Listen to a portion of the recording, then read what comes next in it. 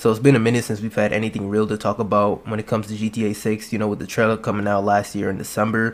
Up until pretty recently, we've had some leaks and rumors that I just want to talk about. Now, like always, take all this with a grain of salt because none of it's confirmed by Rockstar. These are just some things that I've come across multiple times through social media and some news articles. And of course, if you guys like the video, like it up, subscribe, and let me know your thoughts on these leaks. Now, I'm sure you've heard this by now, but apparently GTA 6 is going to have a 3v3 basketball mode.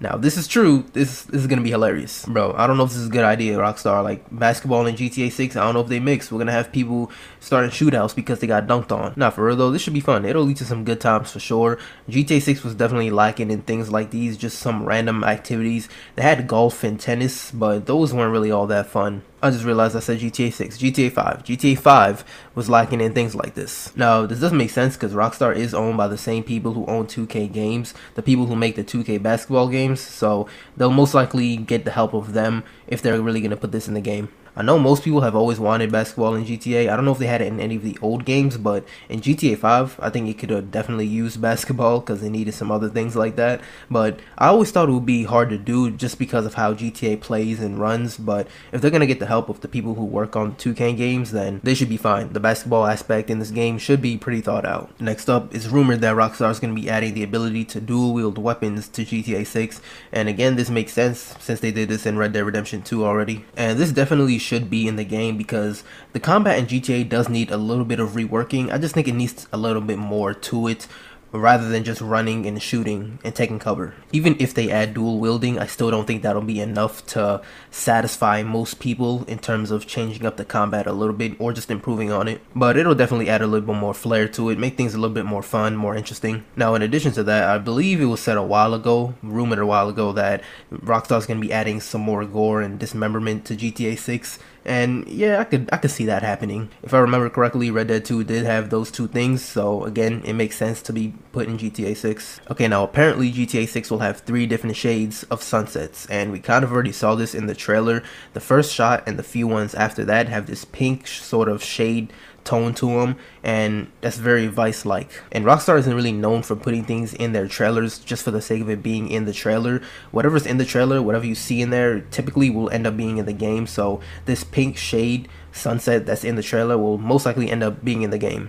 And I was hoping this would be the case because it looked really nice. You know, I was hoping that wouldn't just be something for the trailer and something that we will be able to see pretty often. And lastly, we've got the rumors of the PS5 Pro coming out at the end of this year, which apparently GTA 6 is supposed to, quote unquote, supposed to run on the best. Assuming Xbox drops a Pro version of their console, it should run relatively the same as on the PS5 Pro. And same with the Xbox, the normal Series X and the normal PS5. Those two should run the game relatively fine. These are new generation consoles. I know they're 4 years old, coming up on 4 years old, but still. Now for the Series S, I don't know about this, man. We talked about this before. The console isn't as strong as the PS5 or the Series X, so the game might be running at 30 FPS on the Series S. I don't know, man. I've said this before, but like most games nowadays, GTA 6 will probably have different modes like fidelity and performance, depending on whether you want better graphics or better frame rate.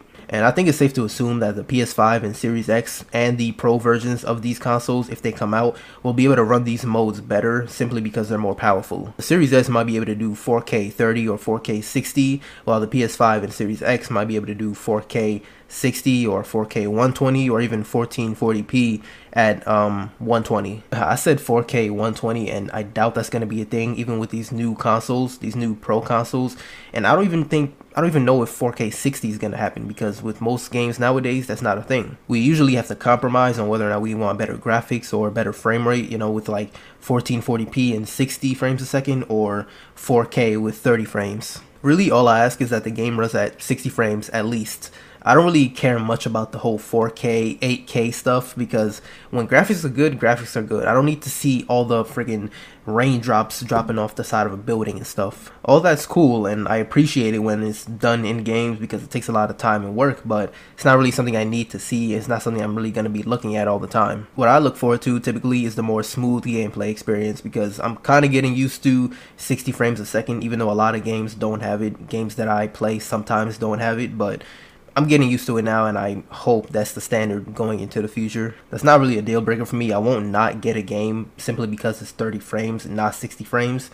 But for GTA 6, that'll be something that makes me kind of mad if the game doesn't run in 60 at least. But back to what I was saying before about how GTA 6 is supposed to play best on the PS5 Pro. That doesn't worry me too much because the PS5, the normal PS5 and Series X are still like powerful consoles. They're still relatively new, and they're probably just saying that because of course a newer console is going to run a newer game better. And this also does line up with the fact that PlayStation and Rockstar have some sort of deal where PlayStation has the promotional rights to Grand Theft Auto, at least GTA 5. We don't know GTA 6 yet. That was rumored, and it does make sense because they do have the rights to GTA 5. So it does make sense that GTA 6 might run a little bit better on the PS5 Pro. They could just be, if this is true, I keep saying they, but if this is true, this could just be some little things like haptic feedback and some vibrational controller stuff. I doubt the PS5 Pro will be able to run GTA 6 better than whatever Xbox can conjure up as well. But all in all, the best places to play GTA 6 will most likely be the PS5 Pro and the new Xbox, assuming they drop one. And of course PC whenever the game comes out on there, because it's going to come out probably like 6 months to a year after. But yeah, let me know what you guys think of these leaks. Hopefully you enjoyed the video. And let me know how well do you think GTA 6 will be able to run on the consoles that we have currently. Even these new consoles that are rumored, because I think that's a big question across the community, the gaming community. And of course, like the video if you like, subscribe. I'll see you in the next one.